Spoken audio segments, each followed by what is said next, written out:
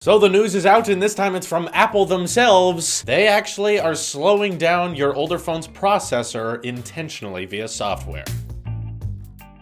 This is blown up in the news right now because a lot of people have had theories about this for a long time. There's been tests done specifically on processors. Some have showed that over time, via software, they can decrease, as many users have reported, and other more hardcore tests have revealed that they do not decrease. But now officially, we have a statement from Apple saying the following thing. Our goal is to deliver the best experience for customers, which includes overall performance and prolonging the life of their devices. Thank you, Apple. Lithium-ion batteries become less capable of supplying peak current demands when in cold conditions, have a low battery charge, or as they age over time, which can result in the device unexpectedly shutting down to protect its electronic components. Last year, we released a feature for iPhone 6, 6S, and SE to smooth out the instantaneous peaks only when needed to prevent the device from unexpectedly shutting down during these conditions. We've now extended that feature to iPhone 7 with iOS 11.2 and plan to add support for other products in the future. So I found this a pretty logical explanation. Since so many people were curious about it, Apple finally was straightforward and honest with us and just said, look, here's what we do. For the success of your phone's performance, that is the CPU, that is how apps run, how well the OS runs on it, they have to limit that a little bit in order for the long-term use of the device. The older it gets, the easier that battery dies. And when you're having these unexpected shutdowns and preventing the phone from turning on at all, that I think is a much bigger issue than having a phone that runs slower. Yes, it is annoying, and yes, I wish we could all change the laws of physics and switch to a battery that never degrades over time, but sadly, that doesn't exist. And Apple's bringing attention to this problem. And keep in mind, this is not just an Apple problem. Samsung phones, Pixel phones, HTC phones are the essential phone. Heck, even Teslas have this problem of lithium batteries over time holding a smaller and smaller charge. This is just simple science. However, there's still been a very, very big outcry against Apple about how this is all working. I've been reading a lot of tweets recently, and I've been reading a lot of articles about this, and one of the most common complaints I've been seeing from people hating on this is that they want Apple to be more open about it. People keep saying, why doesn't Apple just tell their users when they're down throttling the device? I guess maybe certain people out there who are techies would like to know that sort of thing, but I think that Apple kind of appeals to the everyday person, and I feel like Apple knows, and I think it's just common sense, that most users are not going to be happy to find out that their product is being down throttled. I would not be happy to look at my phone and it says, your phone is now running slower than it did before. That's not a notification I want to see. And on top of all of that, to all you people complaining that Apple should just address this and tell every single iPhone, hey, your phone's being down throttled now because it's old. That would not improve the situation. That wouldn't change the fact that your phone is old and is now being down throttled for its long-term success. Doesn't fix the situation, and I don't think that would make customers more happy. If anything, customers who bought the phone and weren't noticing the slowdown, depending on whether they're just using messages or browsing through social media, whether or not they know it's being down throttled or not does not change the situation, so I don't really understand that complaint. And like I said, there's probably a lot of customers out there who don't even realize it's happening. And for Apple to intentionally market themselves as our devices age faster is not something a company, just from a business standpoint, is going to do. They're not going to announce in an ad all of the flaws they have with their smartphones. That's just not how businesses work. First of all, that's not how Apple works. That's not how any smartphone developer works. They're not going to come out and say, here's what you don't get with our phone. Here's all the problems with our phone. That's not how businesses work. You can look at it from that standpoint, and like I said, doesn't fix the situation. Now, we have heard that replacing the battery in your phone also can fix this problem. It can speed the processor up, and because that battery hasn't been recharged as many times, it means that your phone can last longer. A lot of users who have replaced the battery have said that once it is replaced, it works just as fast as it did the day they bought it. But then, of course, comes the next complaint towards Apple, which is, why do they make it so hard to replace the battery? Why is it so tedious to take apart the phone or take it to Apple and pay for the battery to be replaced? Why